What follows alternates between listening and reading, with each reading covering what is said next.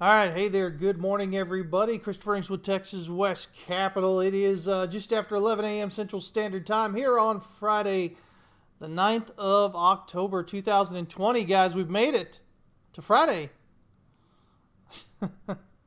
I think we're doing pretty good with that. Hopefully your month's going well, guys. Who's here already? We got Jose, we got Pixifin, we got Hanks here, Nevlusian, Spiral Architect. Yao is here, Sean. Tell you, Ryder, what's going on, man?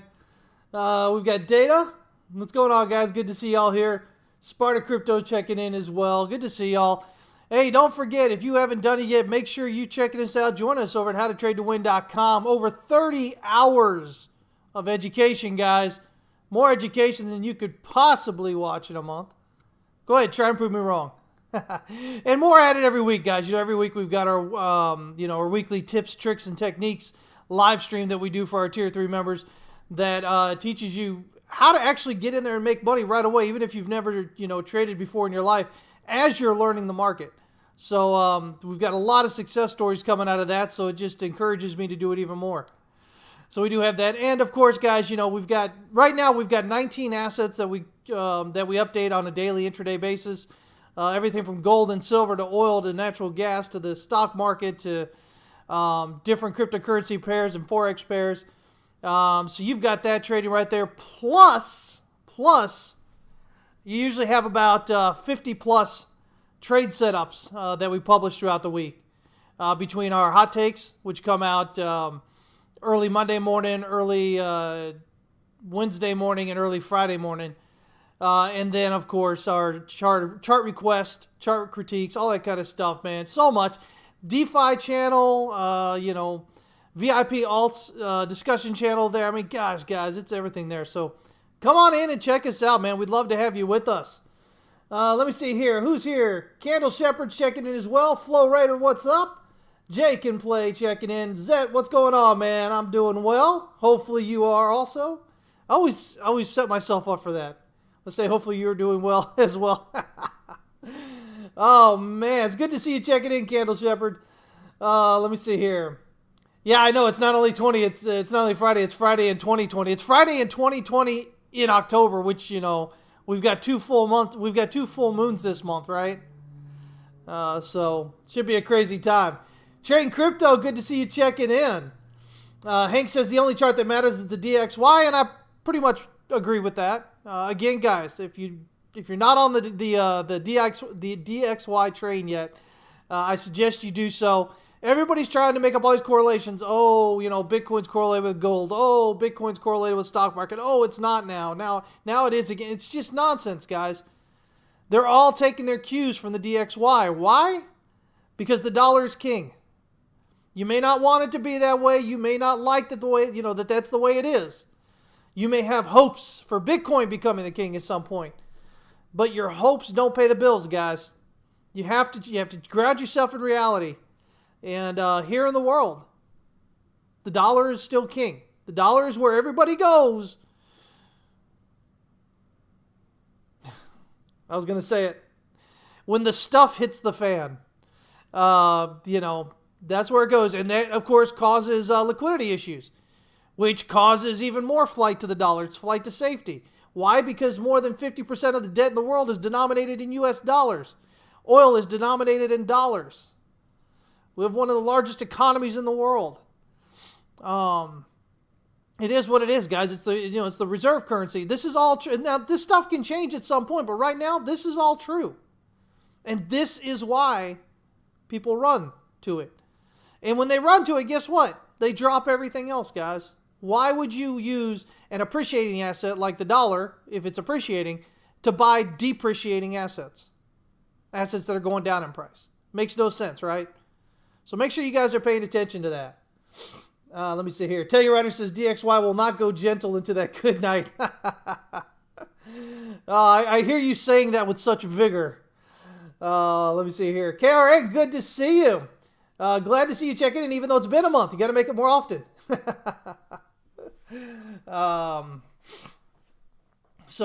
Anyway, we all know what Hank's bet is, so we're not going to go over it again.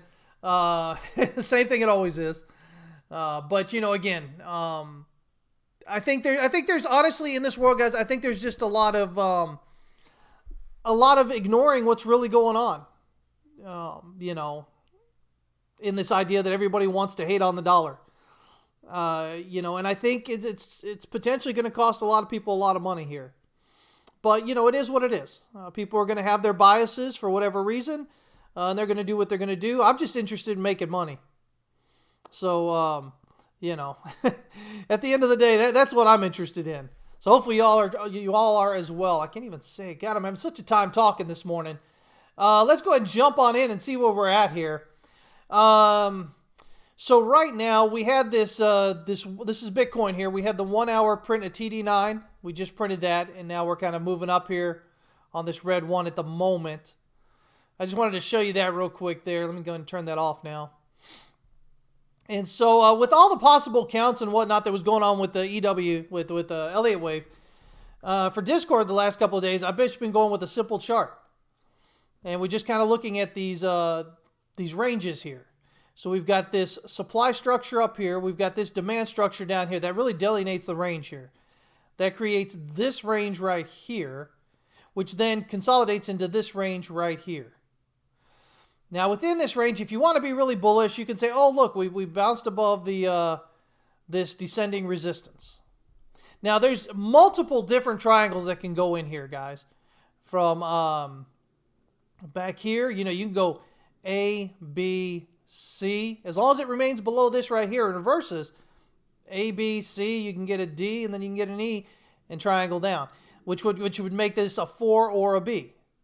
You can look at this as an A up here, and then we're working on a triangle here. So it goes A, B, C, D, E, and then up for C. So you can have a B triangle here, a wave B triangle, as long, again, as price stays below this area here.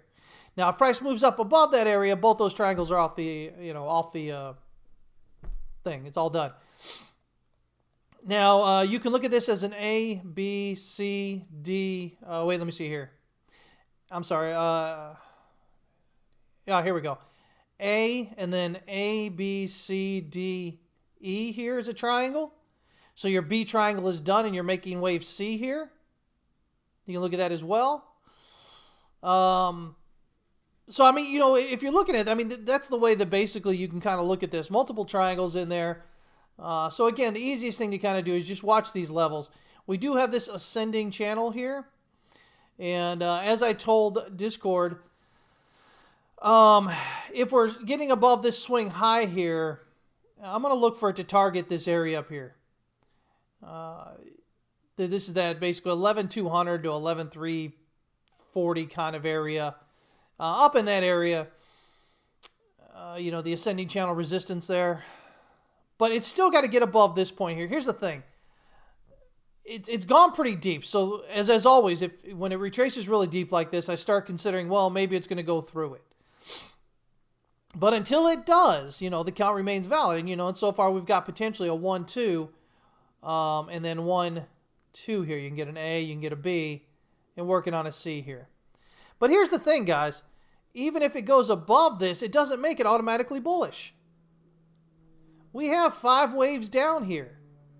So unless this is an A, this is a B, and then this is a C here as an expanded flat, unless that's it, the idea that this is 5 down means we necessarily are going to have 3 up and then 5 more back down.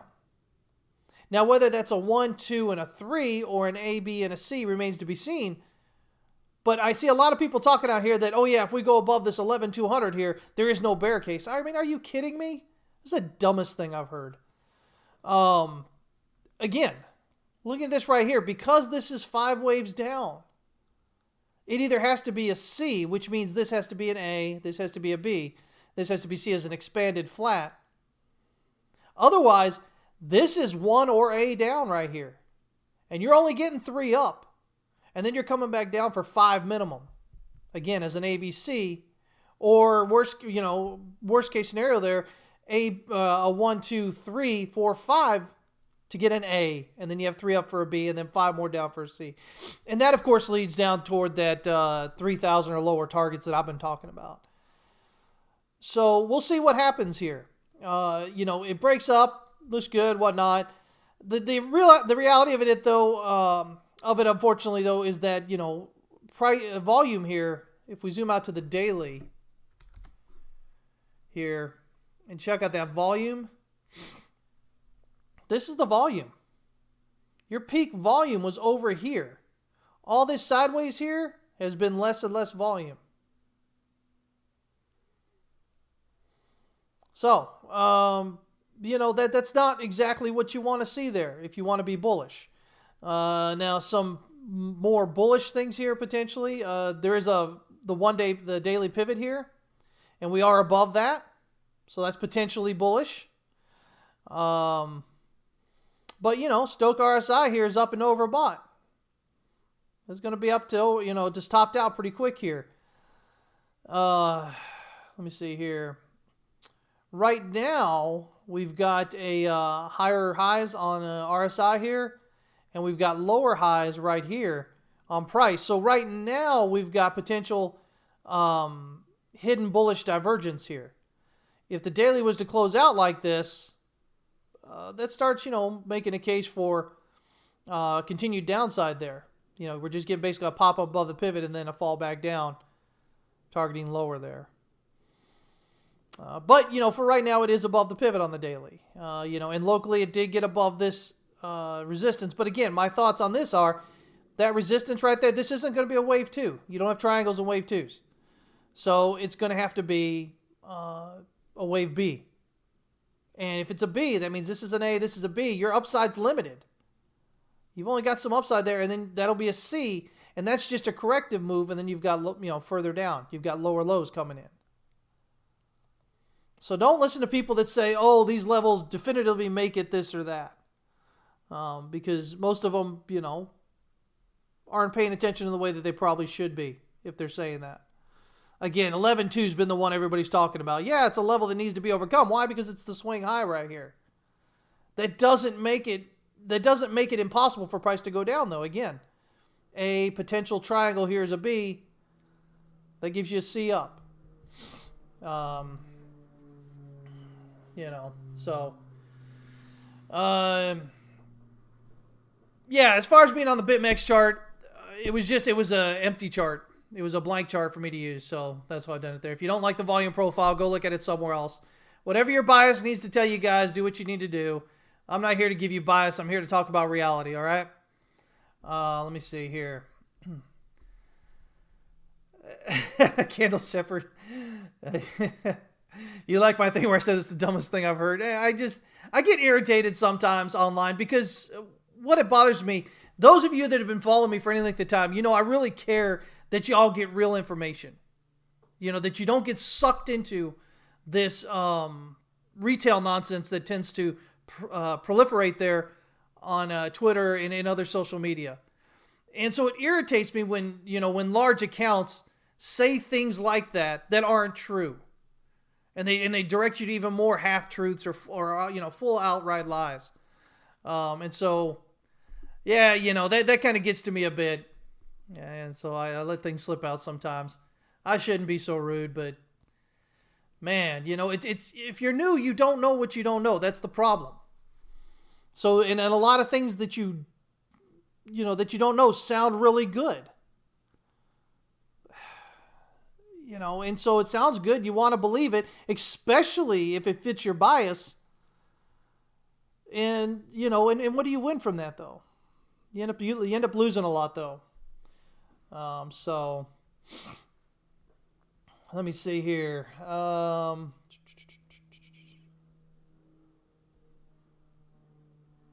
Let me catch up here. Candle Shepherd says the contracting volume has been my biggest reality check, especially in the SPXE minis.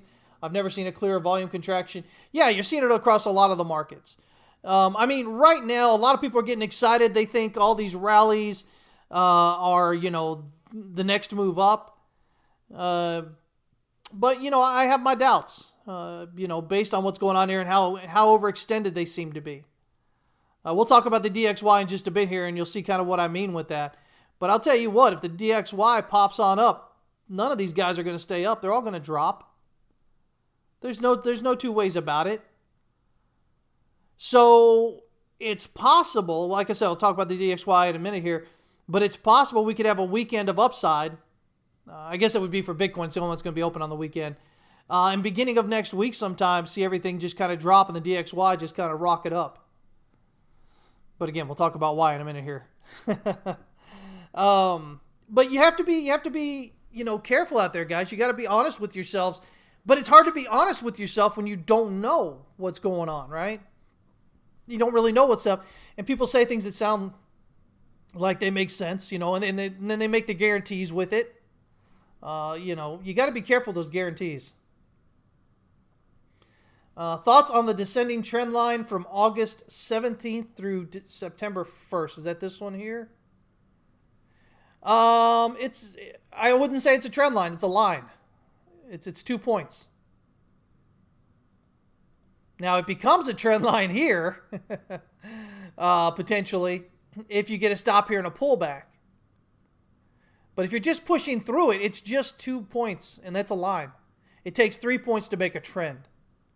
So in order for this to be a trend line, what you would actually need to see is a pullback from here. And you see a pullback here and then push through, because then you've got 3 points on it. Right now, if it continues up through this, it's just a line. And so I don't have a lot of thoughts about it. Doesn't mean a whole lot. There's no alternating, you look for, a touch at, at resistance, support kind of thing. And in this case, that doesn't make a whole lot of sense. This right here is not, I don't believe that's a legitimate descending broadening wedge right there. I don't think it is because of this area here. Usually you're expecting a move down to a move up. And you guys, you got to be sticklers for this kind of stuff. Otherwise you get caught. But you're usually expecting something like this.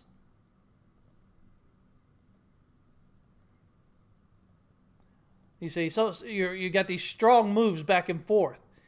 If this was a descending broadening wedge right here, that's what you should see. But instead, what you see is this, and it hits this and just kind of keeps on sliding. And then it turns up. And you say, okay, well, why don't you put it here, Chris? Excuse me, because that makes even less sense now. This starting way back here and getting down here. Now, you're looking for definitive movement.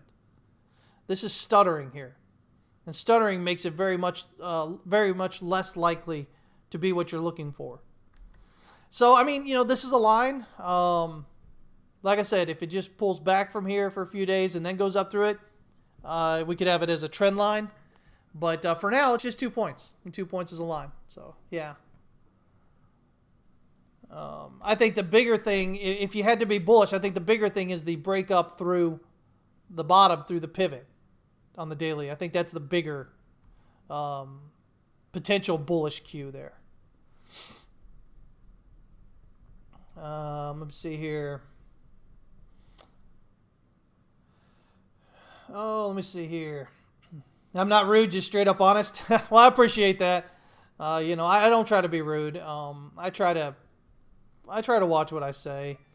I really kind of believe that in this world, if you're not saying things that are helpful, why the heck are you opening your mouth, right? But I'm still human. I still get frustrated. Because, and I guess I get more frustrated at new traders because they don't know what to listen to. All they know is what their bias is and what sounds good to their bias. And it's hard to convince somebody that, yeah, but that isn't what you should be listening to. That doesn't make sense for this, and that reason. Until somebody's actually been trading for a while and they see that. So, yeah. Hank says, I am Dutch. Rude is our middle name. We call it direct, though. Yeah. Direct without tact is rude. Yes, I guess that's it, right? Oh, tell your writer said one man's rude is another's direct. Okay. Come to Bavaria in Germany. I love those folks. As that says. Hey there, Brian. Good to see you checking in, man. Train, you're very welcome, sir. White, what's going on? R. White there says, in your opinion, for non-U.S. investors, would it be better to use stablecoins, staking them at 8.6% on BlockFi, or buy real USD to gain exposure to the dollar upswing you and Raul Paul are talking about. Is Raul still talking about that? I know he was talking about it previously. I wasn't sure if he had kind of given up on that or not. Because he got really strong with the whole gold thing going up higher. Well, here's my thoughts. A thing is always safer than a derivative. Okay? So what I mean is, the reality is, if you're holding a dollar, you're holding a dollar. Period. If you're holding a stable coin, you're holding a claim to a dollar that may or may not come out. You see what I'm saying? So, I tend to believe that, that's kind of the way it is. The real thing is always more valuable than the synthetic or the derivative of it. Because, again, that derivative of it, or that product that's pegged to it, is only a claim on it. But if there is no dollar there to claim, if whatever stablecoin you're using, if they don't have the dollar there, you're SOL. If you've got the dollar, you've got the dollar, period. So that's kind of how I look at it. So for me, actual dollars for me are more important than, are probably a better investment than stable coins. But that's my personal opinion, again, based on the whole idea of actually having something versus a claim to it. Yeah. I haven't even had a chance to watch RV lately. Man, I got that subscription there, man, and I've been so busy with what we're doing at TWC that I haven't even had a chance to catch up with it there. Oh yeah, I forgot you were talking about 8.6%. Sorry, I was talking about the dollar itself versus it. Onyx King says that the 8.6% represents the risk premium of the derivative. Yeah, well, again, 8.6 is great if you can get it. If something happens and they can't pay it, you have, all you have is an empty claim, guys. You have to understand this. If you don't own the thing directly, if you don't hold it yourself, then all you have is a claim against it. And a claim against it isn't going to make it magically appear. If they don't have it, they don't have it. There's no way you can get it. All you're ever going to have is a claim. So, thinking in terms of court, for instance, here in the U.S., if somebody owes you something or some money or whatever, you go to the court, you get a judgment. That judgment is a piece of paper. It's a claim on what you're owed. But it doesn't mean that you're going to get it. It means that legally the court is saying, yes, you that should be coming to you. It is yours, that you should be getting it. But, you can't get blood out of a turnip. You can't, if somebody doesn't have it, you can't force them to give it to you because they don't have it, right? Or if they choose not to give it to you. So, yeah. So, I don't know. I'm going to be honest with you guys, man. I'm not a real big fan of all this, all these high interest rates being paid. I mean, guys, I'm old. All right? Guys, I think I'm going to be, how old am I going to be? I think I'm going to be 46 this year. I think that's right. Anyway, I've seen a lot in the financial world, for decades now, through good times and bad. And I look at all that, man, and it's concerning. I don't know that that's going to be anything that's going to be able to continue to go on. You got all these different, like BlockFi and all these guys coming out with all these, hey, we'll pay you all this great rates of interest and whatnot on there. I don't know. The skeptic in me says something just doesn't smell right long term with that. So, I choose to stay out of things that don't feel right. Based on my experience in with the things I've done. So, yeah. Yeah, Onyx King is saying, was simply saying what Hank put in better words, higher interest implies higher risk. Yeah, so that's why I avoid these DeFi products. Yeah, exactly. Brian Riley bringing up Enron. Classic business case there, business school case. Oh, fancy accounting, right? A few more of those guys around.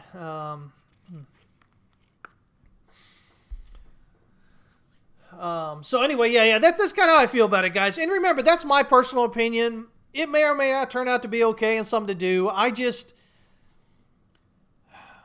let me take you on a trip here, guys, real quick. If we look at what the crypto market has become over this last year, really, right? Last 2 years. You've got these things like BlockFi, and I think Nexus is one of them, whatever. A few of them like that where they're paying all this interest and stuff on there, right?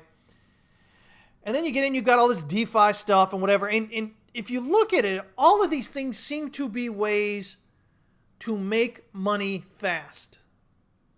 And any time, these are things that don't normally last, historically. These get-rich-quick schemes. They tend to run out of steam at some point. So, what happens with these these high interest things here? If people stop using, excuse me, if people stop using crypto, and I know a lot of you want to say, oh no, but look, all these new wallets and all this and that. Well, that's fine. That's the way it is today, guys. That in no way tells you the way it's going to be tomorrow. And here's the problem we have with a lot of crypto Twitter and other social media. Especially when it comes to terms of Bitcoin and other cryptocurrencies, is that they use all this, the blockchain or the blockchain analysis says that all this stuff is happening, so it's going to go up. It's going to get better. Things are going to continue to rise. Well, you're making an assumption. There's absolutely nothing on that blockchain analysis, guys, that guarantees that price is going to go up tomorrow or that it's going to go down tomorrow. All that's going to tell you, it's going to give you specific numbers at this point in time. And you can look historically and say, okay, well, maybe those numbers are rising. But you're still speculating that that rise is going to mean that price is going to rise, or that rise means it's going to continue to rise, which means price is going to rise. You are still speculating. I don't care that it's done it once or twice before. Doesn't make a difference, guys. Statistically irrelevant. If you've got a sample size of 2 or 3, you're not really have a sample size. But yet these are the things that are constantly in social media that are getting a lot of new traders to just kind of go blindly in there. Now, I'm not saying it can't go up, and I'm saying it's not going to. And actually, I'm pretty bullish on Bitcoin overall. Those of you that have been following me, you know that. Even though right now I feel like we might have that larger pullback first. But you have to be realistic about it, guys. You have to be careful out there. Remember, your money, this is your money. This is something you had to work for. Something you had to expend something to get a return for. You had to get, education or learn a trade. And then you had to go out there and work in order to create this money, to get the return, this money, so that you could then put it into the market. Why would you treat it so nonchalantly? Why would you not treat it with the utmost care? Why would you not respect that money? And in doing so, respect the effort and the time and the work and all this stuff that you put into that led to you getting those dollars or whatever your currency happens to be. People just kind of just throw it around like it's nothing. They have no respect for it, which, to me personally tells me they have no respect for their own work. You have to, if you're not doing these things you're doing to make this money, you could be out doing what you want to do. You could be out laying down on the ground at the park, looking up at the sky, right? Or whatever else it happens to be. You have to make a choice to actually do these things so that you can make these dollars. So why would you just kind of throw it away? Hey, what's going on, Aramis? Good to see you. Any specific reason you use RSI at the 14-day? Because that's the standard. That's what it comes as, and I've always done it that way, and I know how to read it that way. Now, those things you can always change on your own, of course, depending on your style and how you trade it, and maybe give you a better reading for whatever it is that you do. But for me personally, it works just fine. Yeah. Let me see here. Let me see here. Oh, and I saw somebody got you. Telluride got you. Okay, answer there. And then Zet joining in. Brian says, it's like what happens to higher education money when people don't buy lottery tickets. Nobody actually planned on that. Right? Exactly. Kryptonio, what's going on? Howdy, good to see you, man. Checking in here. So yeah, I mean, this is kind of where we're at here, guys. Like I said, overall, I've got my opinions where I think prices is headed overall. But that doesn't mean we ignore what's going on here. Again, the bullish side to what we see here is that price did advance through the daily pivot. And even locally here, it's through this descending resistance. But again, my thought is that this is most likely, if this is a triangle here as it appears, then it seems to me that this is the triangle. So A, B, C, D, E. And let me go ahead and change that so it's a little bit easier to see here. We'll do like that, okay? And so if that is a triangle, then it can't be a wave 2, which means it has to be a B as we're moving up here, or some sort of the middle rung between a 3-wave correction. So in that case, I would be looking at this A, B, C here, and so it gives you limited upside. But again, the big talk is, if we get above 11.2, we're going. I wouldn't be surprised to see a sudden thrust up, one final thrust, like we've had these last couple of thrusts here, thrust up toward this 11.2 to 11.330 kind of area, and then a close back down below that swing high on this daily here. And that would give you here, in almost a month, it would give you basically a short-term bearish SFP. So you get a push above and a close back below. So it just wicks above. And if that happens here, you should generally expect for price to at least head to the low end of this range. But again, in this case, that would make it an A and a B, and you got a triangle here for a C, potentially in this area here, just leading to, at minimum, an A, B, C here. And that's going to get you down there again around that 9,500 area, which fills in that CME gap. And I think, that's still really bullish. But everybody's impatient. Everybody wants price to go up yesterday and to continue to go up today, right? I can understand that. But the reality is, that isn't what normally happens. You usually get in and watch it go the other way, especially if you're new. Because you don't know how to, read the market, how to trade it, risk management, all those good things. So you get really emotional about it. And then people like me are out there, talking about reality and logic, and we get a lot of hate mail. A lot of people don't follow me just because they think I'm completely bearish.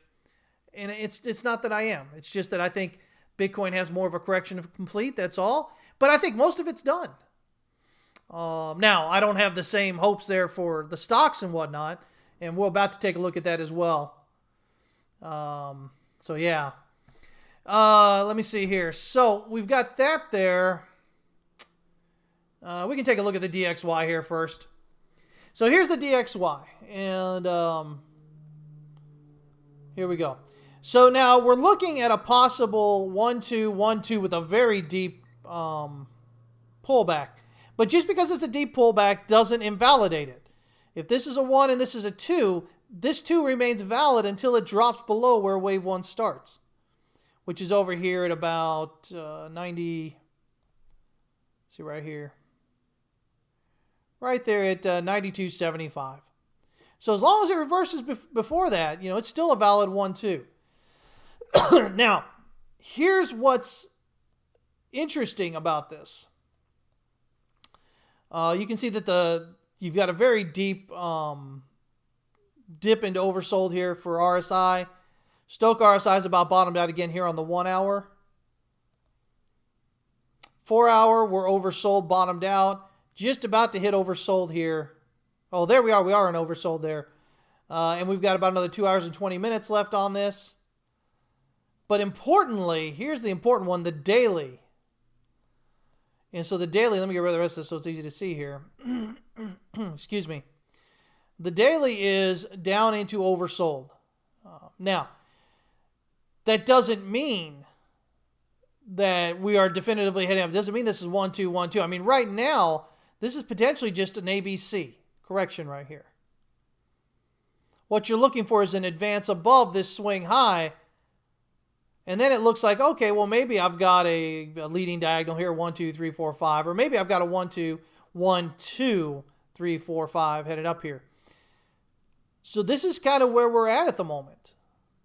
Now I've got to go back and look in there. I believe we've got a possible 5 count here. I think there is a possible 5 count in here, maybe like a 1, 2, 3, 4, 5, something like that. And if that's the case, I mean, you know, in that case, you just have to remain above this swing low here, this 91.75. So you could get 5 up, 3 down, and then head up out of that. But for me, the important thing here is the one thing I've been talking about since we bounced here, which is how the RSI, the Stochc RSI has been high. Well, now we're back in oversold here. And that's promising. Doesn't guarantee anything, but it's promising. If we look at the dollar versus most of the other currencies, it's doing pretty well. There was a rally, you know, overnight with Euro USD, Aussie USD, and stuff that have kind of pulled it back a bit.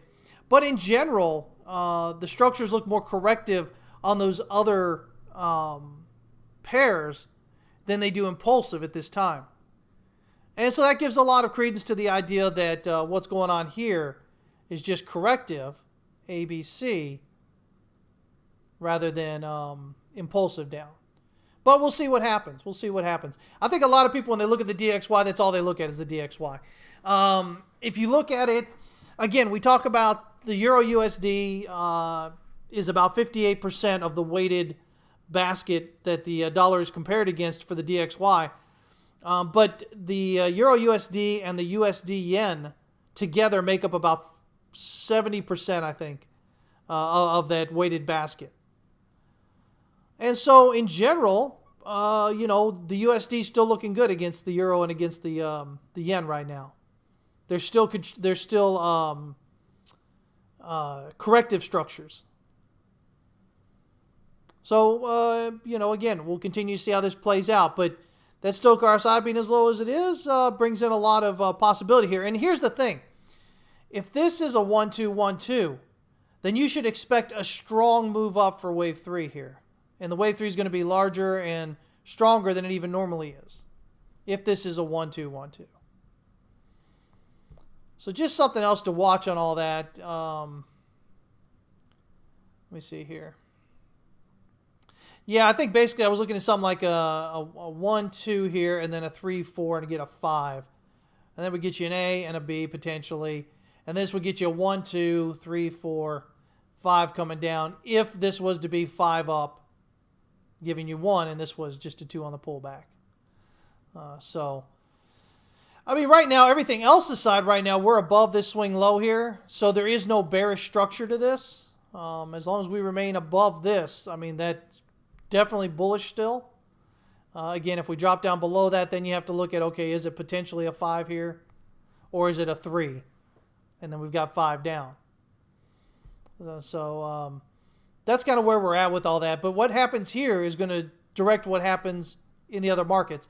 And so if we get that strong push up that I was just talking about, all the other assets, stock market, Bitcoin, gold, silver, they're all going to drop in response to that strong move up. So that's what we're kind of watching there with it. Let me see here.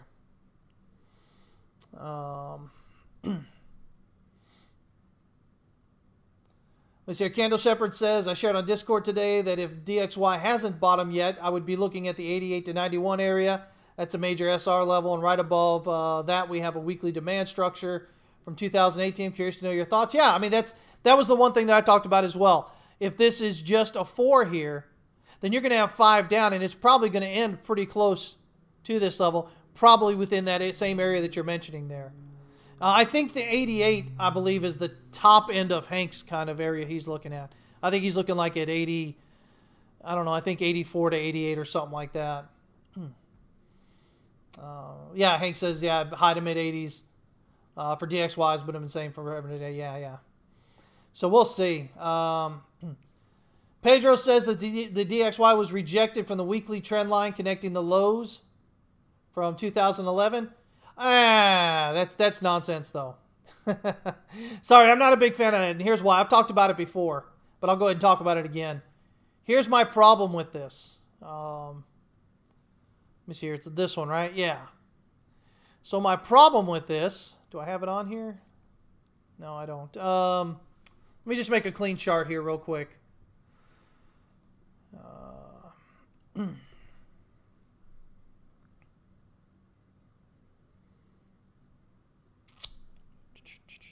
All right, let me get rid of everything on here.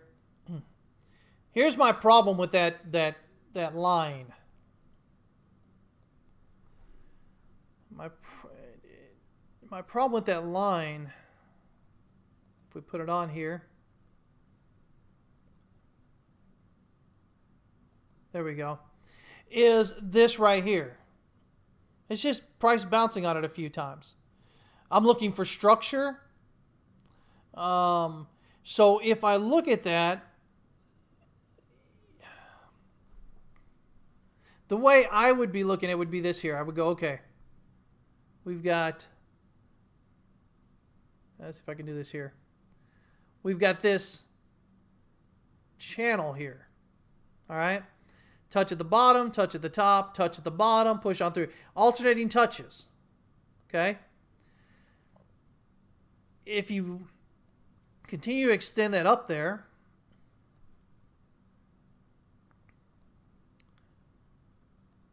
with that same line at the bottom, what you have is a touch on the bottom, then touch at the top. And that isn't usually a valid pattern. Patterns usually, again, as I was talking about earlier, they do this definitive movement between support and resistance. So when you have this that doesn't actually move between that support and resistance, it should make it questionable. Now, here's what you can do. If you go and do this now, rather than this, now what you have is a valid pattern, a much more valid pattern here. You have this touch at the bottom, goes up. Well, let me see if I can do a touch at the top here, goes up. Touch at the bottom. I'll go ahead and move this back up here a little bit more. Excuse me. And now, there's it. And importantly on this, look at where this EQ is. Let me go ahead and get rid of this again here. But this EQ does a fantastic job of resistance, support, resistance here. So that would lead me to be more supportive of this line here versus this line over here. And, I could end up being wrong overall, and that line could be what it is, but my experience is this. And anybody that follows me or has gone through any of our educational stuff, I'm a big believer in channels.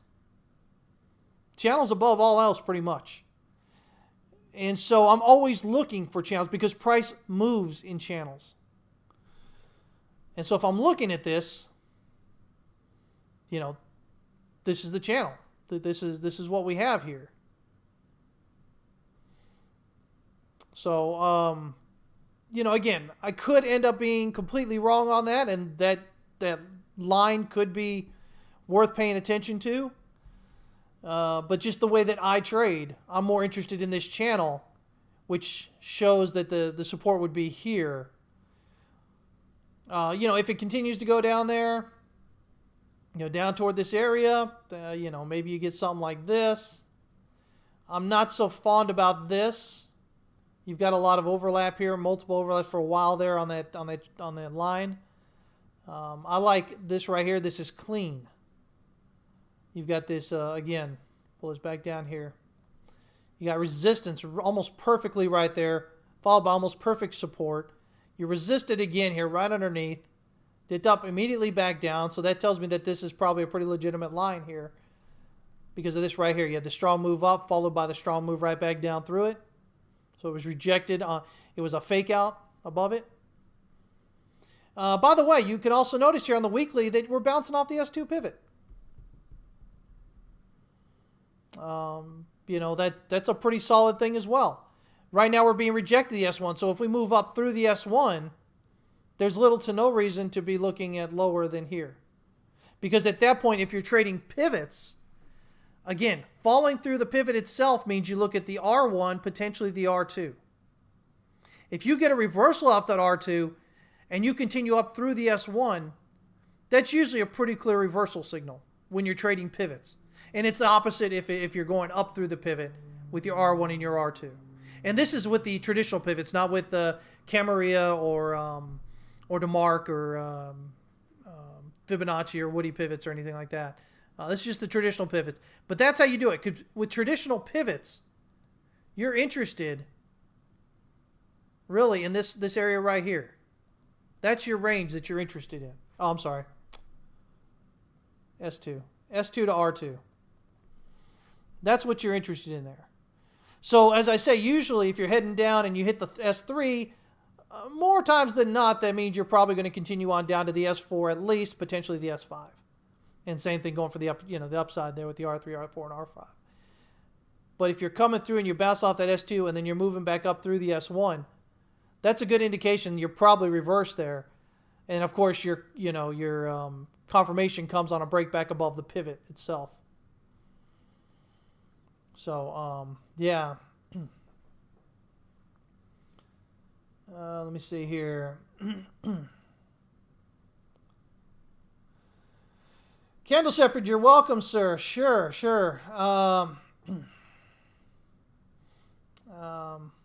Double top touch? There's no double top touch here, Hank. The only touch is right here. See? This one is below it, so not sure what you're talking about there. Let me see here. I'm always sure channels are the way to go. Because that's the way price travels in channels. Crypto Jitsu, what's going on?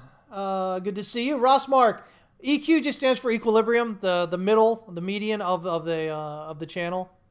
So you have the support and the resistance, and the EQ is the middle point between those areas. And so when the way I've learned the channels work best is when their EQ lines up really well. The better the EQ lines up as a resistance support area, the more likely your channel is to work out correctly. And again, it's still no guarantees though. Still no guarantees.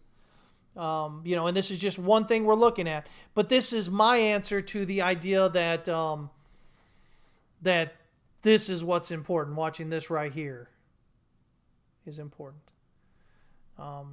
That's my response to that. Is that I'm more interested in a potential channel here. But it is just potential because it's a touch at the bottom, touch at the top, and it hasn't, we touched at the bottom here, but it hasn't, really moved up. We're still down here. It could fall back through. So it's a possible channel. Let me see here.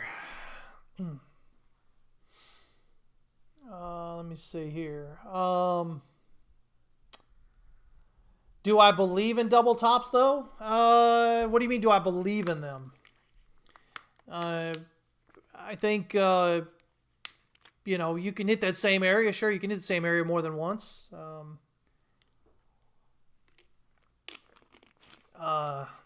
Do you mean, do I believe in them in that they end up with reversals? Sure. Double tops, double bottoms, sure.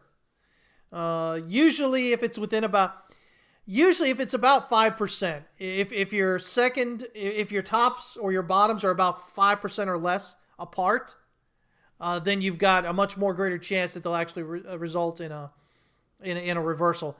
A lot of times what you'll see is something like this. Believe it or not, you're going to see stuff similar to this, and people are going to say, oh, look, it's a double top. No. This is like 30% above this top here. No, it's not. What you want to see is you want to see them really close together. Like I said, usually within about 5% of each other. If your second top, or let me see here. If you're looking at bottoms and your second bottom is lower than your first, like this, it's more likely going to work out as a double bottom than if it's higher like that.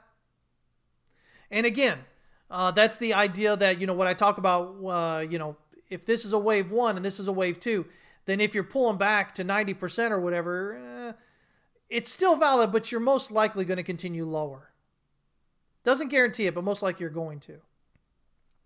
So if you try to play a double bottom off something like this, wouldn't really work for you.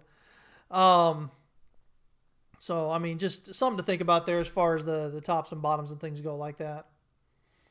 Can we have some fun looking at some S&P? Are you not having fun?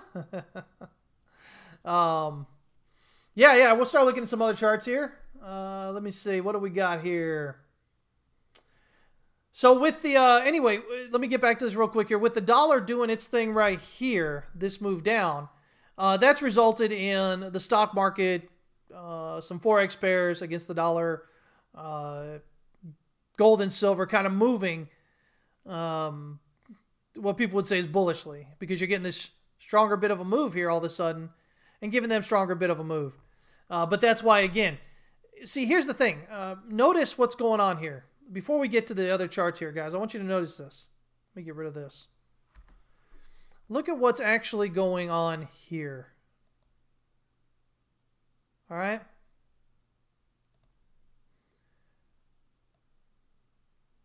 Notice. So you guys are real good at paying attention to the parabolics that happen on the upside, right? Pay attention to your low sides. Look at this. This is what's going on here. So you're getting this strong, deep, almost vertical drop here. Just like when it's parabolic and doing that, just like if it's parabolic and going like this, what you usually have with price is you have kind of like, this up and down. And then it drops hard, right? Same thing when you're looking at this. You get your moves back and forth and back and forth. And then what you'll get is you'll get a strong move back up. Because it's a reaction off this overreaction. When things start going vertical, that's an overreaction. Whether it's bullish or bearish the way it's going, it's an overreaction. So you correct accordingly. You're applying that same kind of pressure back at it. So that's what I say. I think a lot of people are probably going to get caught here because they think everything's all bullish and rosy and whatever now, and they're going to miss this reversal coming off here. Now, even with that reversal, it doesn't mean that it's, it definitely has to continue going up and stay bullish and whatever, and it can't go down to new lower lows.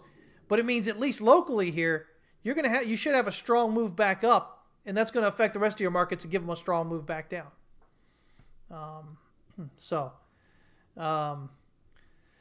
But yeah. So that's what we're talking about there. A parabolic with that much white space. I'm not talking about being parabolic. I'm just talking about the fact that it's this. Your movement is sideways. Hank, you should know this more. I shouldn't have to explain this to you, man. You've been following me for a long time. I'm not using anything new here. Talking about the fact that this movement here is more... See how you've got this distance here between these?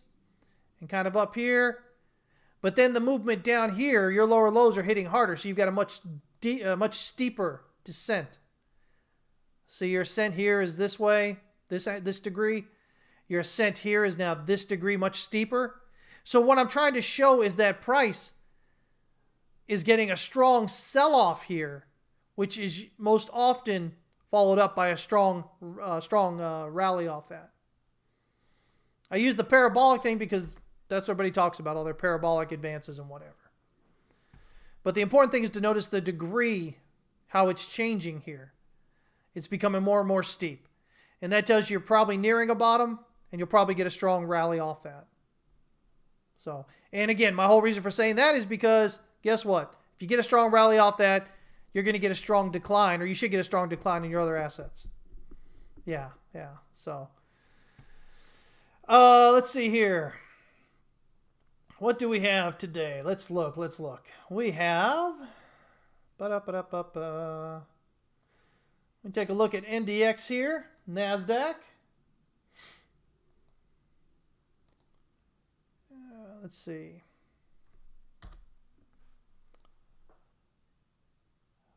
Oh, let me see if I can do this again. All right, there we go.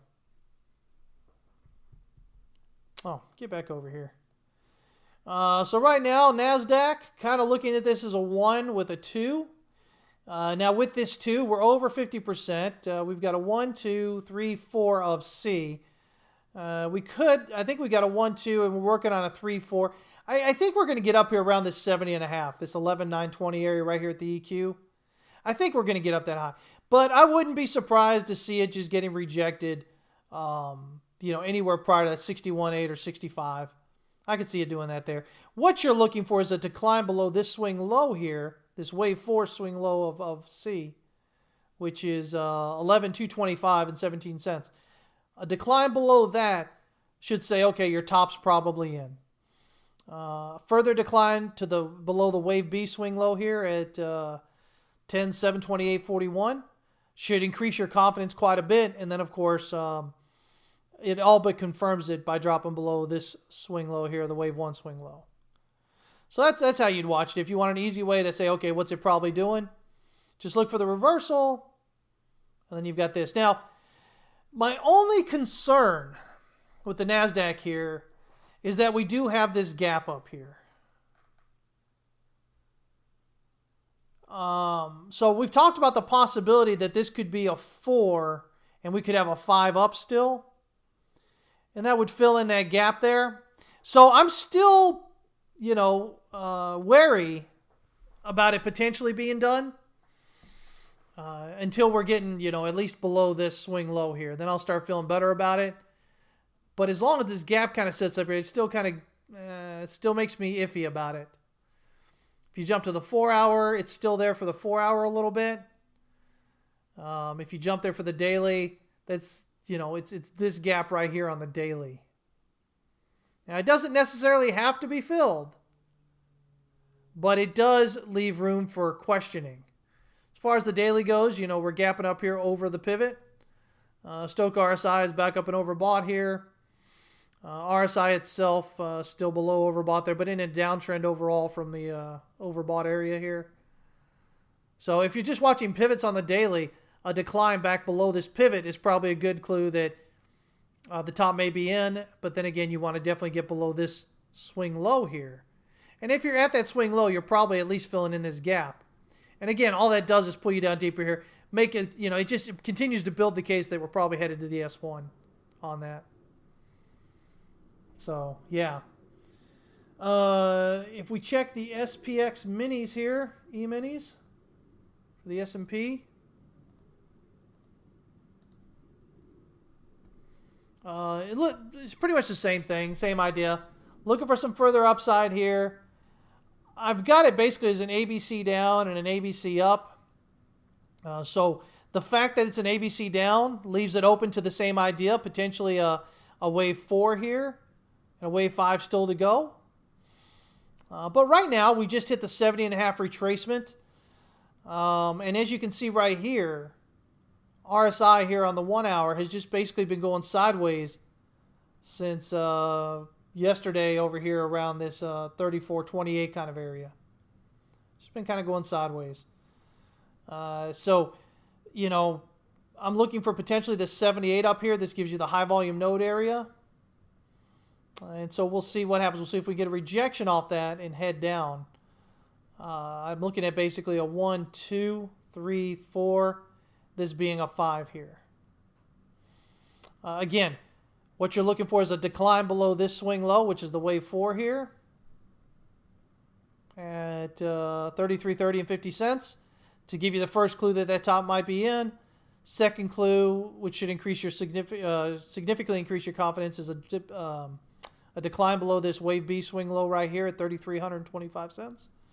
And then, of course, you know, again, the swing low down here, the drop below that 31.98 is what you're looking for. Now, again, if we look at the daily here, just about topped out and overbought. RSI here. Overall trend is down. We've got a high, we've got a low, maybe making a lower high. Looking for a lower low there to get this trend heading on down here. And again, if these are correct, then these wave 3s that we're looking at on these indexes, that would align with the idea that the DXY pops up pretty strongly, because wave 3s you usually expect, let me see here, to be more significant than the first waves. Those third waves are usually pretty significant. So that would align with that. You know, again, if you're looking at ways to kind of look across the multiple charts and see, well, how does that affect?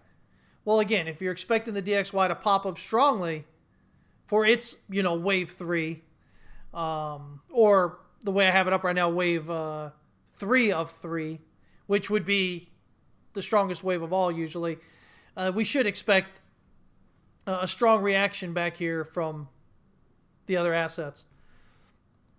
Price in dollars. We can check here that the Dow Jones. The Dow Jones, you know, your NASDAQ is very tech heavy. Your S&P is pretty tech heavy. But your Dow Jones is your more, what's the word? It's not so specialized. It's more general. And so, you know, that's why we didn't get this higher high. We got the higher highs, you know, on the NASDAQ, finally on the S&P. But we didn't get a higher high here beyond the all-time high for the Dow Jones. Because, again, it is not real sector specific. It's much more diverse, which is why it's important to watch. And so if I'm looking at this, again, I've got an ABC coming down here. Might or might not work out as such.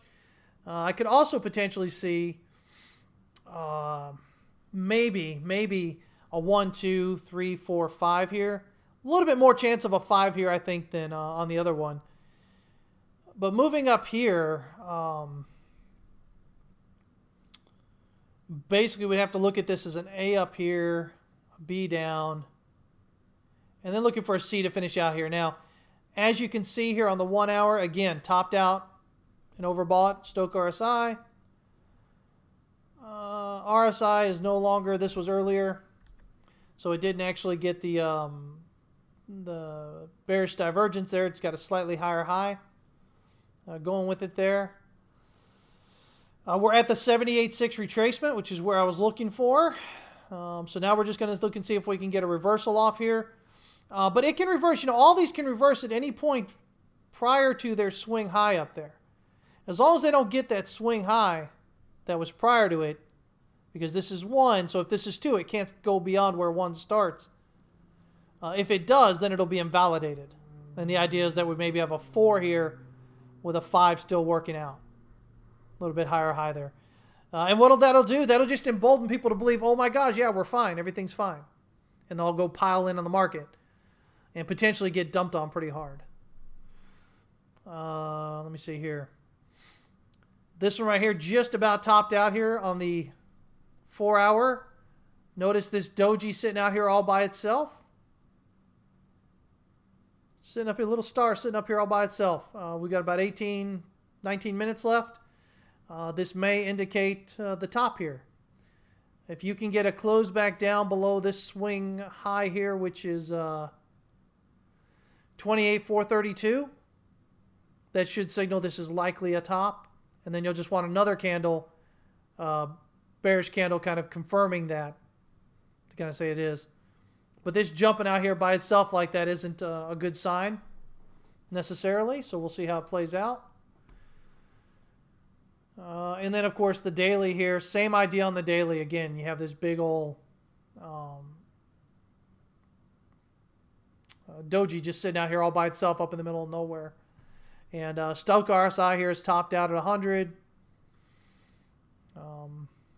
Again, everything we kind of continue to look at there. If it advances, we'll give it room to continue up. But if it advances above that swing high, that means this is likely going to be 4 here. And then we might get a higher high out of this to get us above this all-time high. And maybe that's the trap. Maybe that's the trap that kicks in.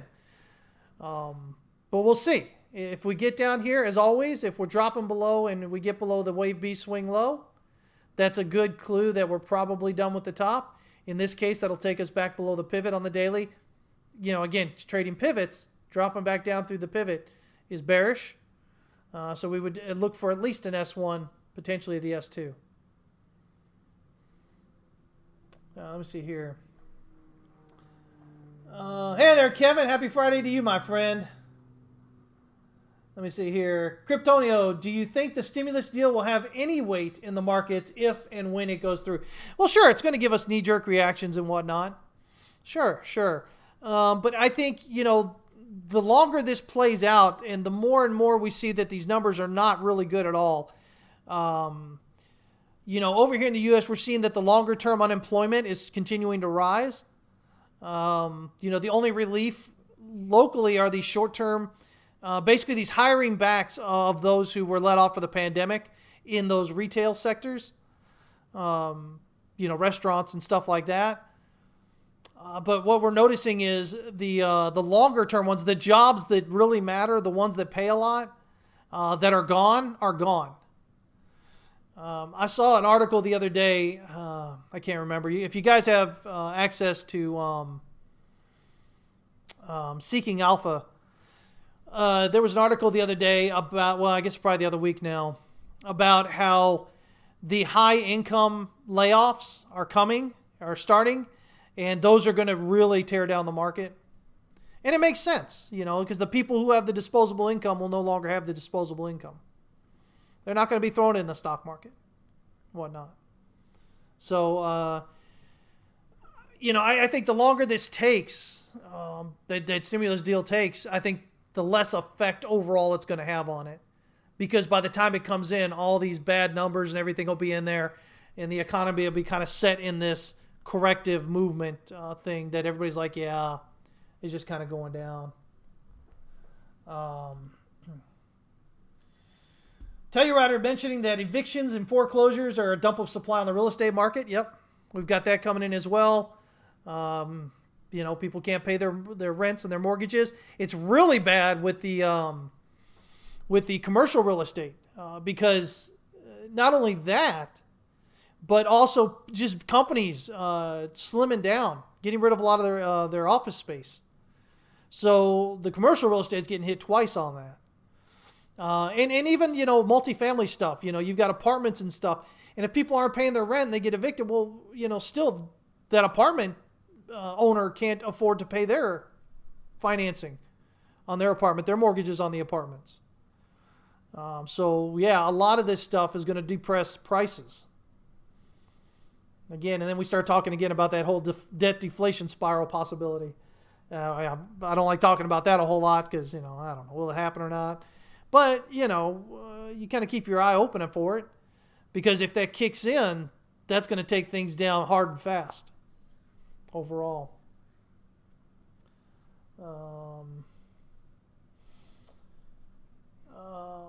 Hey, I appreciate you, Corey. Thank you so much for the kind words. I appreciate that. Let me see here. Is that Adnane? It looks like from earlier. You said, I really respect you when I hear you saying, I don't know when many people in this space telling I know and I know, and they don't even have a clue of what trading is. Respect. Oh, well, I appreciate it. Thank you, man. I appreciate that. Again, guys, I'm not here. Listen, I give you my opinions about price because you guys ask. But my opinions are just that. They're opinions, guys. They're loosely held. I've always got validation and invalidation levels, and I hope to God that's one of the most important things you guys get across besides risk management. When you enter a trade, you should know where is it going to be validated, more likely than not. At what point is your trade invalidated, your idea? Make sure you understand where those are and make sure they're set. Because the last thing you want to do is be emotional in the trade and keep moving those things around. It'll keep you in a trade that you shouldn't be in for longer than you should be in it.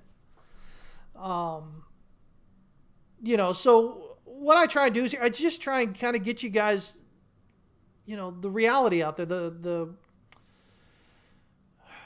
I try and help with a lot of the misinformation, the half-truths, and even full-out lies with trading and markets and stuff.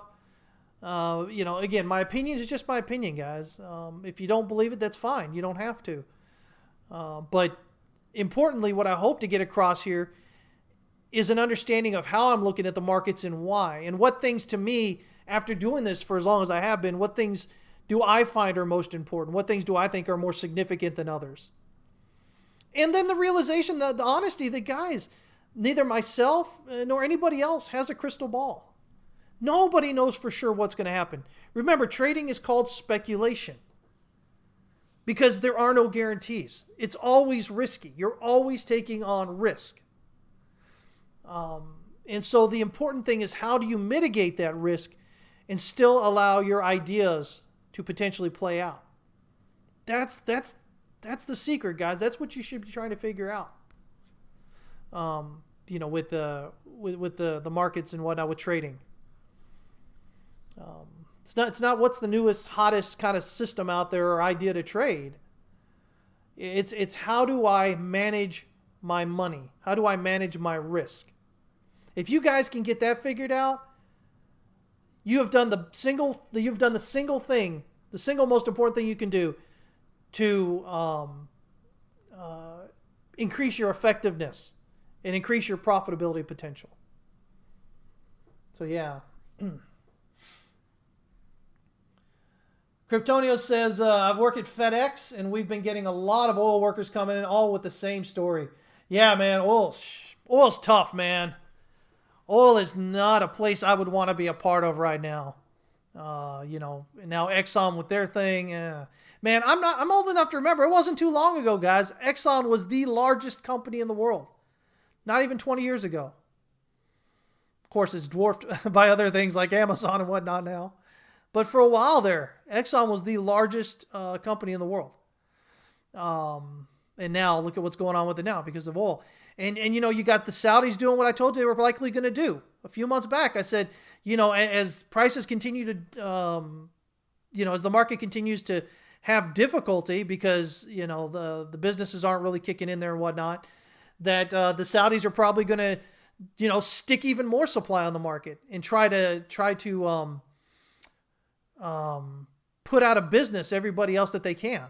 Because the Saudis can do it for cheap. They can sell oil for cheap because they've got their oil there and it's cheap for them to get out. Here in the U.S., we became the biggest oil producer in the world because of shale. But shale is expensive to get out of the ground.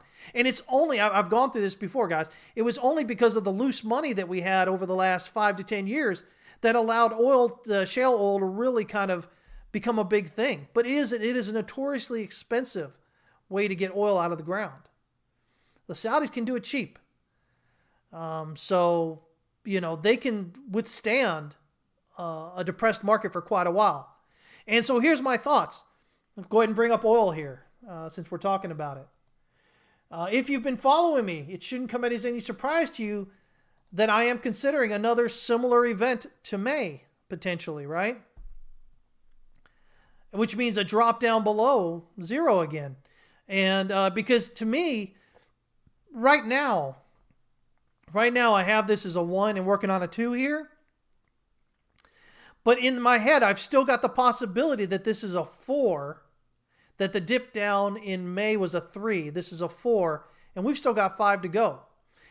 And so everybody is still out there producing oil now. We've still got a glut of oil. We're still producing more oil than we're using, plus the supply is way up there.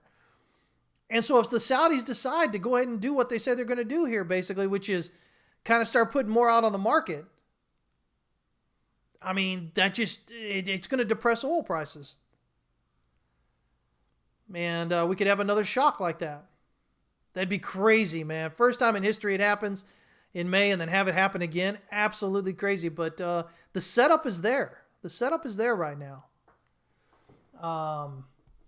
Strong opinion, loosely held. It's the only way. That's right, Hank. Exactly. Let me see here. Yeah, I tell you right. I'm not sure how long those forbearances and whatnot on mortgages and what are going to hold out. Everybody's got to pay, guys. I know, as individuals, we're kind of like, man, I can't afford to pay my mortgage because I lost my job because of the pandemic, because the government's shutting everything down, and all this. And my landlord should understand that and allow me to get by without paying. Well, guys, the reality of it is your landlord has to make their own mortgage payments. They rarely own the property outright. And they have to. And for some of them, that's their business. That's what they do. That's where they get their income from.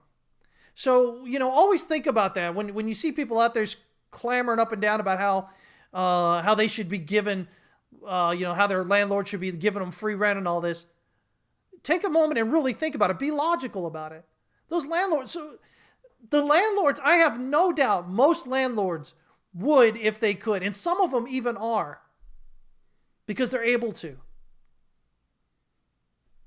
But if they can't, and you're going to be upset at them because they have to pay the mortgage so they can keep the property.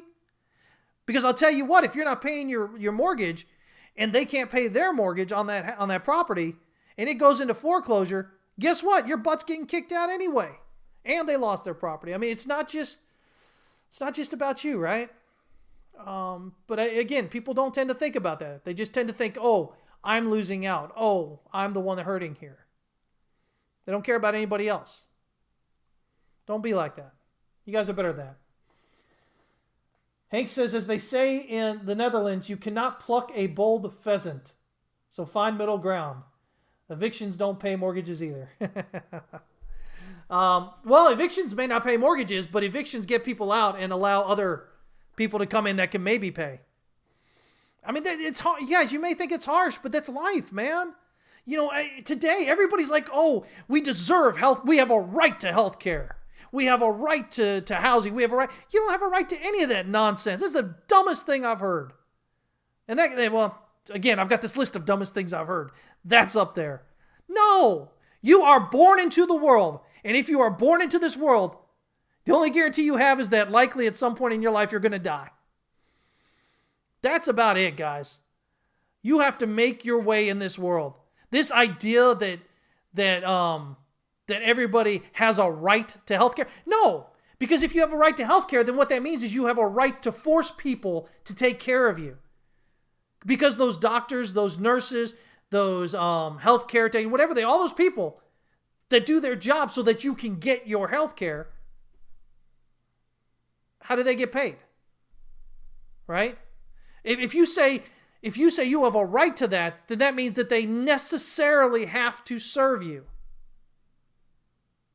But you would never be okay with somebody saying, if you're a mechanic saying, well, I have a right for my car to be running correctly, you need to fix my car, right?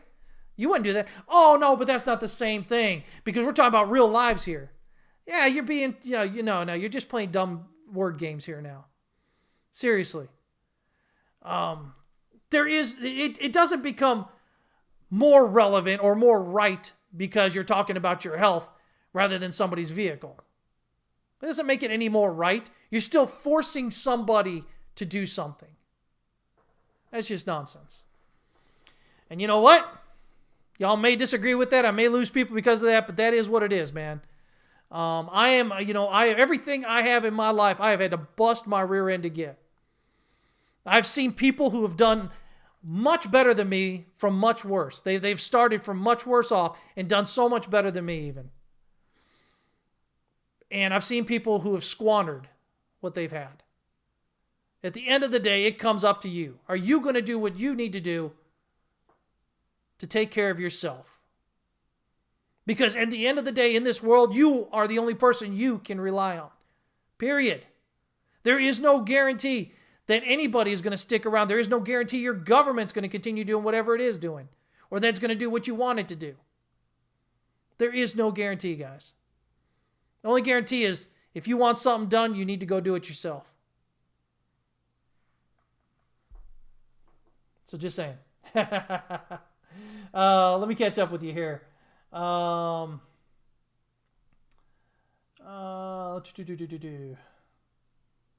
Pedro, you're welcome, man. Thank you for chiming in, buddy. You had the channel as a structure as well on the DXY. It was just hard to describe it here in the chat. No, I got you, buddy. I got you. Yeah. Yeah, and again, like I said, with the DXY, with the channel thing, it's a possible channel. We haven't had a good enough move off the bottom to say, okay, it's definitely there. And I could be wrong. I'm wrong sometimes, guys. It happens. I'm a human being. Surprise, surprise, right? We make mistakes. We get things wrong. We can't possibly know the outcome of every decision tree branch from every decision we make. That's why risk management is so important. So yeah. Let me see here. Andre, what's going on? He says, people think landlords and small business owners live comfortably without needing for money. Yeah, sadly, not so much, right? Oh, some do. My family's in real estate. One side of my family. And I've seen how bad it can get. It's tough, man. It's tough being a landlord. I thought I wanted to be when I was younger. Thank God I didn't do that. I went into trading instead. I would hate to be a landlord, man. It's a tough thing.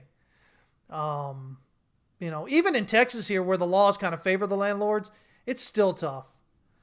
And the reality of it is most people are good people, man. They don't want to set people out if they don't have to. But at the end of the day, man, you got to understand, it's me or you.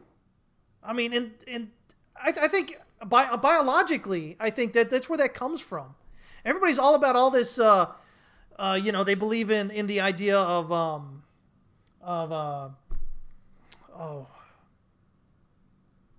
I can't think what the word is now. But basically they believe in this idea that you do things selflessly, without any kind of expectation in return. Again, guys, I don't believe that. I think whether it's for prestige or money or whatever, you're always doing anything. Even me, the things I do here, the things I do at TWC, I love hearing that it helps people out. Because I don't do it. I hate to say it, guys, but I don't do it just to do it. I don't do it because I'm this great, nice guy. I mean, I'm a pretty nice guy. But I do it because it makes me feel good. I get something out of it when somebody tells me, man, Chris, man, I just tried that technique you taught me, and man, I just made all this money with it. We're getting this every day. I got to admit, guys, it makes me feel really, really good. But that's okay. I don't have to do it for any other reason. The fact that I do it and that it provides then something for somebody else should be good enough. But people tend to get, crapped on by other people because of that. Nah, man. It's this desire to get something in return that drives us to do things in the first place. And these things that we do, maybe not what I'm doing, but people that invented things like refrigeration, indoor plumbing, air conditioning, the vehicle, the car, the Ford with his production line, all these things, it was the fact that they did them that we are so much better off today, that we are so much more comfortable today than we were. I wouldn't say there's anything wrong with that at all. Let me see here. Die and pay taxes, Lewis Winthrop says. Right? Exactly. Healthcare should be a basic human right, Hank believes. But again, I just explained why it shouldn't. You don't have a right. Why do you have a right to healthcare?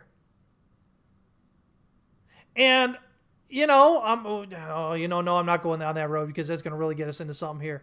But seriously, why? Why do you have a right to healthcare?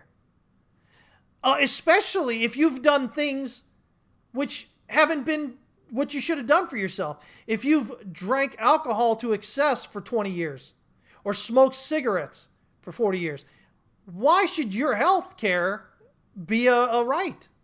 You have purposely done things to ruin your health. Why should everybody else be forced to pay for that?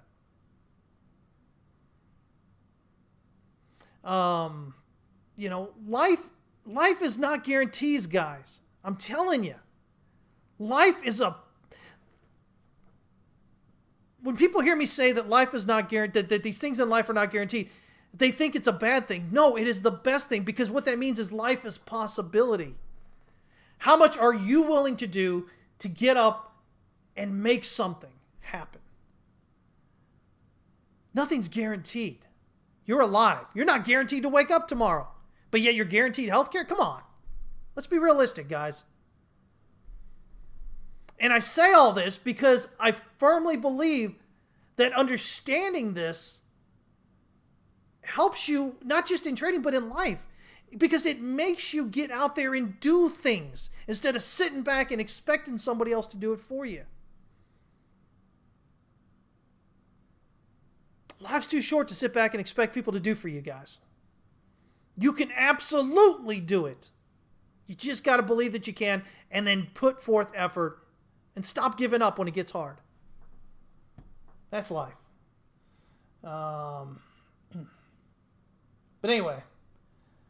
Oh my gosh. These idiots always coming on here talking, trying to sell fake people to come visit your site.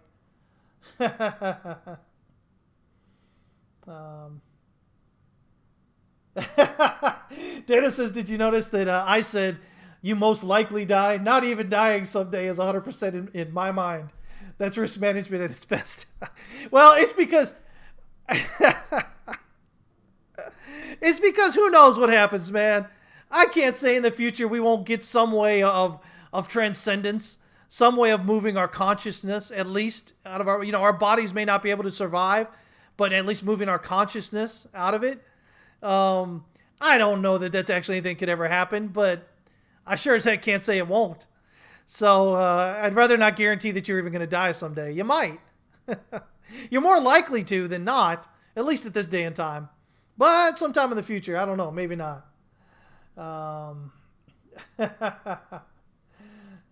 me see here. Andre, you agree? Says people nowadays are so entitled and think they deserve something just because. Yeah, and that's not even their fault, honestly.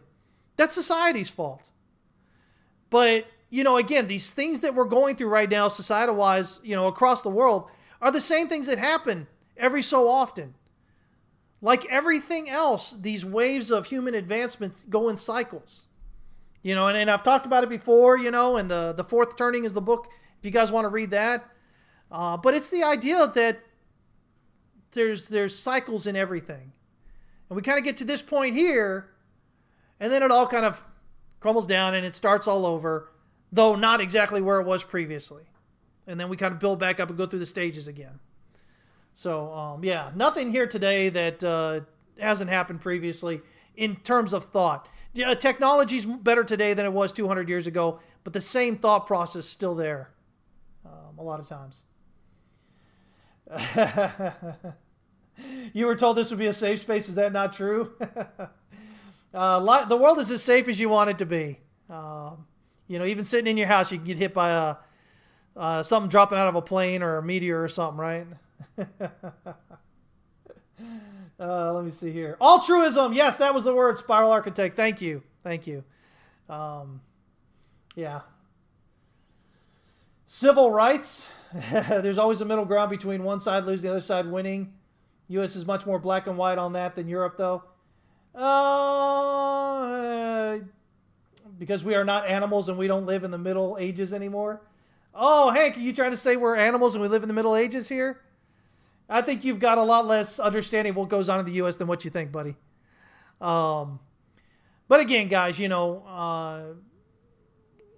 the end of the day, you can say that you believe that things are owed to you, that things should be guaranteed, because saying it means you're not an animal.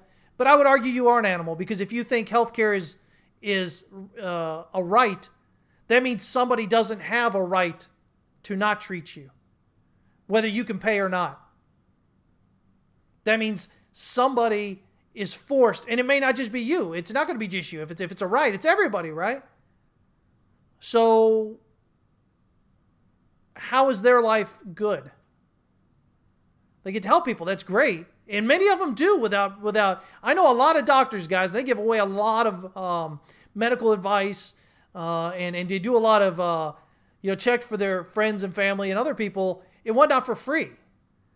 And they don't have a problem doing that. But here's the thing. If they're required to do it and nobody ever has to pay,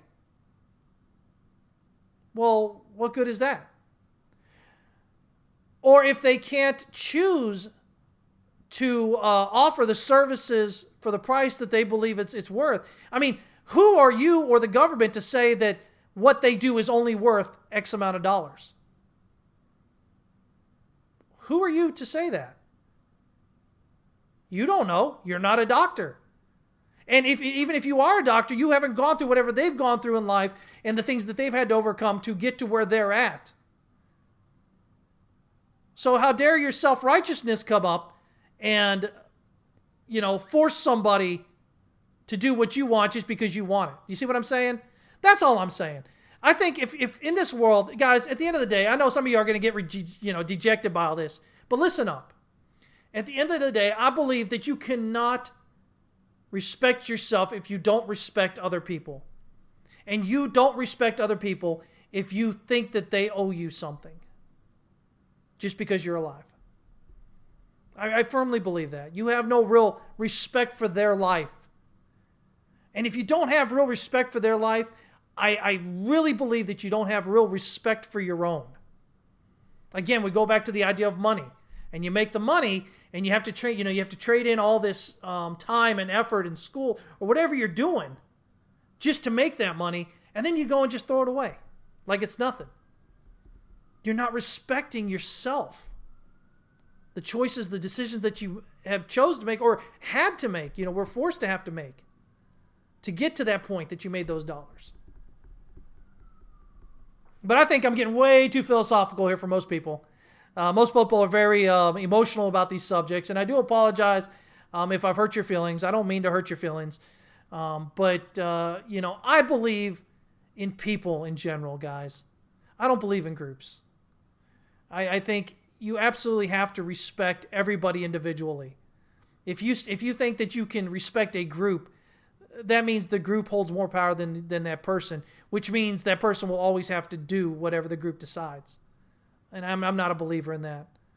I've got way too much love for my fellow human beings to believe that they should be treated that way.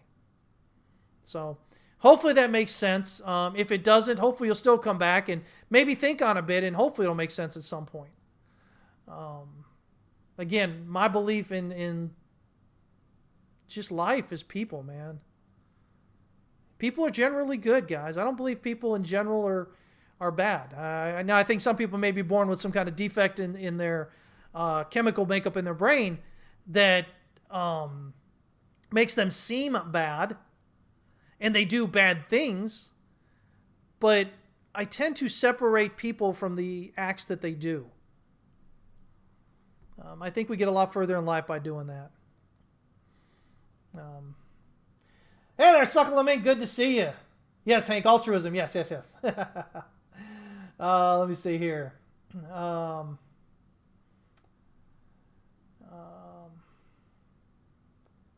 me think here. Dennis, what's going on? He says the DXY bounced. Did it? Let me check up with you here. Let me zoom back in on that. A little bit. We'll see what happens here. We'll see if we can get some further upside with that. Let me see here. Hey, Layton, what's going on, buddy? You heard my sermon? I really try to keep these personal thoughts away, guys, because I don't want to turn people off. The reality is most people have a hard time understanding where I'm coming from. Because most people tend to think emotionally. And I guess I am emotional to the point that, again, that I believe in everybody individually. I love everybody, man, individually. You guys are fantastic. You're alive, man. We are alive. That right there pulls us together, I think. But I really, again, I've got, man, I've got such an extensive educational background, guys. In this philosophy and political theory, and you know, psychology and all these things, and you know, I feel bad. I don't want. I hate when people start bringing in groups, because the problem with groups is you start to act as a group, and you start to act as a mob, and you start to put forth these beliefs, and you think they're legitimate just because you've got this group, this mob backing you, and you necessarily hurt somebody. I'm not about that life, man. I'm not about necessarily hurting somebody else so that I can feel better about myself, or do better in my life. It's with trading, guys. It's the same thing. So many people. I've got lots of friends, very, very high-end traders. Work for big banks and stuff. They're very alpha. They tend to believe that in the markets, you're a loser or you're a winner. In every trade, you're either losing or you're winning. But as I've told you guys before, I don't believe that. If you're exiting where you plan to exit, you're not losing. If you exit in profit where you plan to exit in profit and it goes up higher, you stuck to your plan, you did your plan, you made money. Somebody else buying that position is not, they're not winning automatically because it goes up higher, and you're losing because it goes up higher. You've won. If you've got a trade system of trade thing that you've developed, and price hits your stop loss, but your stop loss is set where it should be, just to kind of let you know you're the wrong way in the trade, you didn't lose. Yes, you lost a few bucks, but you're still, it's not like, oh, you're such a loser here. No, you stuck to your plan. You were the wrong way in the trade. You got out when you were supposed to. Next trade. And if your plan is if your system is a successful system, then that over time, that means nothing. That little loss there means nothing. But people in this world tend to often believe, they're very alpha. They tend to believe that, in order for them to win, somebody must necessarily lose. I don't believe that. I don't believe that in trading, and I don't believe that in life. We've all got different experiences. We've all had different goals and things. The minute you start making others responsible for your goals or your thoughts or your beliefs, is the minute that you're just being tyrannical. And there's nothing special about that. Nothing good about that at all. So just saying. Tell you Ryder says, times are hard, but if you have hustle, you will do very well in the U.S. Hustle is a dying skill, apparently. Again, but I think that's more a product of what goes across, the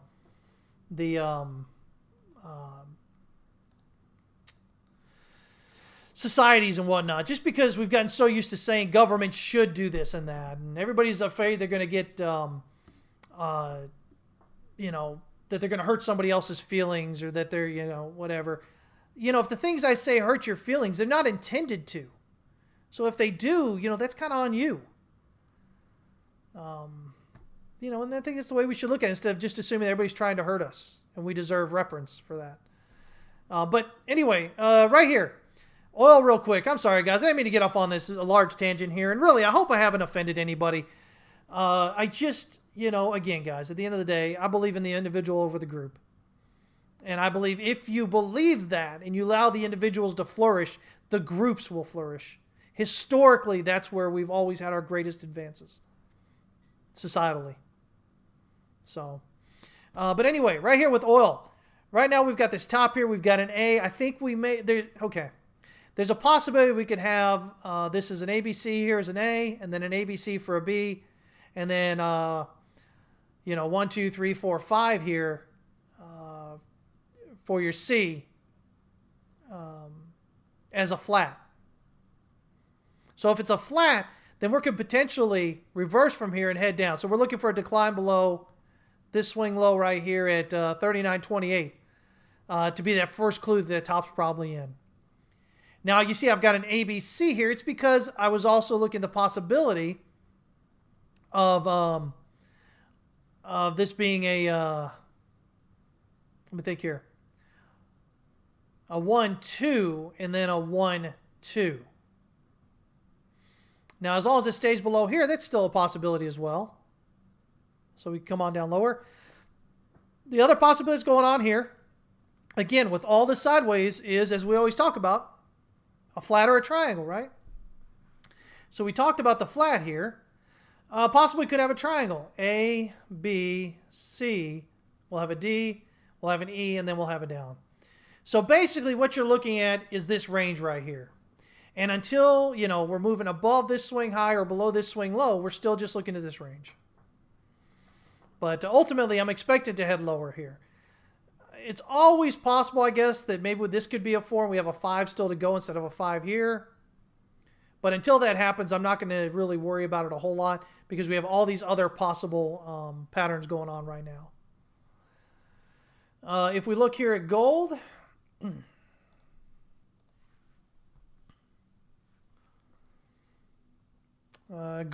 just doing gold things. I've got it as a 1-2, 1-2, and potentially a 1-2 here. Now, we're well up here, bouncing off of top and down, oversold or overbought here on the Stochc RSI on the 4-hour. RSI dipping up and overbought and pulling back now as we hit that R1 pivot. So I'm looking at this as an A and a B and a C. Now, this could be done here, or we could potentially see the move up to the 70.5. As always, you pull them back down here. Normally, it's a decline below this swing low. Well, I guess the pivots will be gone at the end of today. So jumping down below this swing low right here, 18.81 and 80 cents. Getting below that should suggest that this top is in and we're headed lower there. Again, you're getting a pretty steep advance here, so we should get a pretty steep, pretty easy drop back down. Once you're getting through the wave B swing low, that should really increase confidence that this top is in here, and then of course getting down below this wave 1 swing low over here really kind of sets you in that you're doing wave 3 down here toward 1700 or so. Let me see here. Silver's not going to look too different here. Silver kind of following the same more or less path locally right here that we are on gold. As you can see here, we've got an A here and then a B as a flat, as an expanded flat. And then we've got this move up here. Again, may be done, may have a bit higher. If it's got a bit higher to go, it just has to stay below this wave 1 swing low here, which is at 26,455. You don't want wave 4 going up into that. So even though this is a pretty deep, it's not even really pretty deep yet. It's still just right above the 50. But if it gets up here toward this, potentially this 61.8 to 70.5 area here, that's going to get it pretty deep as a wave 4. But still valid because it hasn't impeded on wave 1 here. So again, I'm looking at a 1 here and then an A and a B and then 1, 2, 3, 4, 5 as a C. So a flat here. So that's why we have wave 1 way up here. So as long as it stays below that wave 1 swing low there, that termination point, still a possible 4 working on it. And then we'll figure out where this 5 will go. May only head on down here toward that 2150 kind of area maybe. Depending on how high this goes up here. Let me see here. If I go ahead and drop that over here now. Yeah, see, so it would make sense for it to turn around anywhere in this area if it doesn't turn around from where it's at here. It just kind of gets up with the top end of this channel. And so I'm looking for a drop down, once it does its reversal, I'm looking for a drop down below this EQ. As a first clue, the top may be in. Continued decline below this one at the pivot here, which is $23.77.5. Get below that, I'm feeling really good about it. Breakdown out of the channel should be looking good. Again, wave B, wave 3 swing lows all heading down. Let me see here. Jose, you said you're not going to cry. You're not? Hank loves tangents. Telluride says, Kristen, I think you're in the right state and the right country. Unfortunately, California's coming for you. Oh, man, that's one of our favorite jokes here in Texas. Thought Californians coming over. But, who can blame them? Again, the climate here for, individual and business freedom, is a lot better here than it is in California. California is just regulating itself to death. And I've got a few friends that are from California, so I'm okay with it. They're great people. But we like to rib them a little bit. We rib everybody coming in. It's just Californians have been coming in more into Texas last few 10, 20 years, I guess, now than anybody else. We love you guys, though. Do I spend any time thinking about the gold-silver ratio? Only on occasion, Telluride, only on occasion. I've put out those thoughts every once in a while. Maybe I'll do something like that for Discord. I'm getting to the end of my thing here, but maybe I'll do something about that for Discord here later today if I get a chance. I'll put my thoughts out there for you guys. He says seems to be establishing a range and at the EQ now. Yeah. Let me do something about that in Discord here today. I'll give you my thoughts. I haven't looked at it in a while. Zet, have a great day, bud. Yeah, turn the charts off on the weekends, man. Let me see here. DXY going below 93 before the end of the stream? I don't know. Is it? Maybe. Our area is down here at around 92.88. So we'll see. Again, very oversold still. I think this 4 hour may be interesting. I'm interested in this 4 hour. We got about an hour left on that, an hour and 7 minutes left. I'm interested to see if we could get this this close below oversold there on the 4 hour. That's what I'm interested in at the moment with that. You're in agreement with me, Jose? I appreciate you, man. Spiral Architect, have a great weekend, buddy. But yeah, so we'll see what happens with the DXY. Again, it hasn't done anything yet that suggests that it's bearish or whatnot. Structure's still fine. We'll give it more thought if it's dropping below that swing low, which is definitely a possibility. But doesn't necessarily immediately do it out because, again, I think we've got a possible 1, 2, 3, 4, 5 here. Though I'm not a big fan of, I'll be honest with you, I'm not a big fan of that. But I think it's still possible. Right now, we're just kind of hitting the 85.4% retracement. So just kind of hitting all this activity area here. So again, looking for potentially a retracement, a bounce out of this blue demand structure here to take it on out. I like the daily Stochh RSI being down below, down and oversold like it is. I like the 1 hour. The 1 hour is really deep there, looking for some kind of minimal correction at least. 4 hours the only kind of straggler here at the moment. So we'll see what happens with that. TD sequential just has a 5 right now on the 4 hour. We just printed a 9 on the 1 hour there on the previous candle. Daily we're on a 3. So nothing really a lot to say there other than the 1 hour there, potentially with that. But, again, the reality of it is, zooming out to the daily here, well, I say the reality, but if we look at this, see that candle right there, that's the 1, 2, or 1, 2 here, 3, 4, 5. So that's the possibility on that. By the way, I guess let me look at this real quick. If I'm to look at that, let's see here. That would give us, if that's going to be 1, 2, 3, 4, 5 here, then as far as retracements go, where would that be? As far as retracements go, I mean, we're pretty sweet where we're at. We're getting near that S2 pivot right there is the 61.8. That's the EQ of this demand structure right here. It's the 61.8. So, I mean, there's a lot of possibility in that. But again, if we're dropping below here, it starts getting questionable, really questionable. And of course, no guarantees yet that we are bullish, we still remain below the channel resistance here. Remember I told you I want to see us get above that. So we're still below that.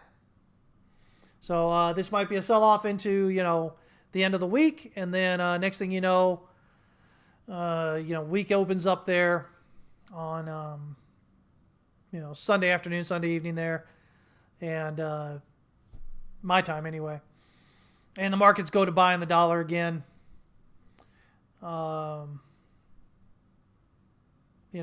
Always news events on the weekend. So anything can give it a temporary volatility there when it opens back up. So be careful of that. I don't usually like buying or selling Forex opens, guys, or closes. Usually if I'm going to be out of a trade on Forex, I'm usually out by about noon on Fridays.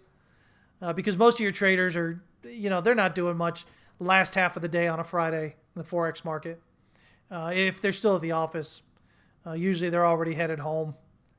So it doesn't really do you a lot of favors anytime to really try and play that volatility right as the market closes on Fridays. Nor to play the volatility on the opens at the end of the week or at the beginning of the week. Those things will get you in a lot of trouble more times than not, guys. So yeah. Where's the S1 on the daily? The S1 on the daily is right here. Right there about 92.10 or so, 92.12. Right here in this wick. Right here. It's right there at the lows. So, I guess we could even see a really deep pullback to that point there. And then all of a sudden see a strong takeout there. I don't think we'll get down there, but, we'll see what happens. If we're getting down that low, from pivots, coming through the pivot there, I'll look for a bounce off there, but looking at the structure here, if we're pulling back that low, that really makes me think we might have a lower low coming in because we've declined so far down to that there. Let me see here. Where's my daily? Yeah, see, that's right there. I don't know. It's pretty deep, but it's just around the 85 to 85.4. I'm real iffy in that area. 85.4, once we get, it's still around that, so I'm iffy. But really, once we're getting through that, I'm starting to lean toward more downside. Or if it's up, then more upside. Definitely once we're getting down below 90, I all but give up hope once price moves into the 90% area there. But even if, here's the thing, guys. Remember this. Even if this is a wave 4 here, I guess before I go here, if this is an ABC, guess what? This can be an ABC back down, and then 5. This could be a flat playing out. So you can have a range that'll be going this area here. So again, you would potentially see it coming on down here to finish wave B right here between the 90 and 100% area, and then moving up to maybe this right here for wave C. And then it finishes wave 4, and then we do a wave 5 lower. Or, as always, could be triangle, right? Could be A, B, C, D, E triangle, and then down. So, a lot of, and I say a lot of possibilities, a couple of other possibilities that could be playing out there yet. Don't assume that just because it's going down here now, that it has to immediately dip below. And don't think that just because if it gets down here toward these lows and it doesn't dip below that it can't. But what I really think is if we're moving above this channel resistance here, I think we're good to go. Because that's a pretty solid channel coming off the top here. And so, again, strong movements back and forth between them. And so it seems to be probably a pretty good level that we'd be looking at for that to happen there. So just kind of keep your eyes open, guys. Pay attention to it. I'm telling you now, the DXY is where it's at, guys. I've been saying this for the longest time, and people are finally starting to clue in on that. But It's not that the markets are correlated or not correlated with each other. They're just all moving in reaction to what's going on with the dollar. So, yeah.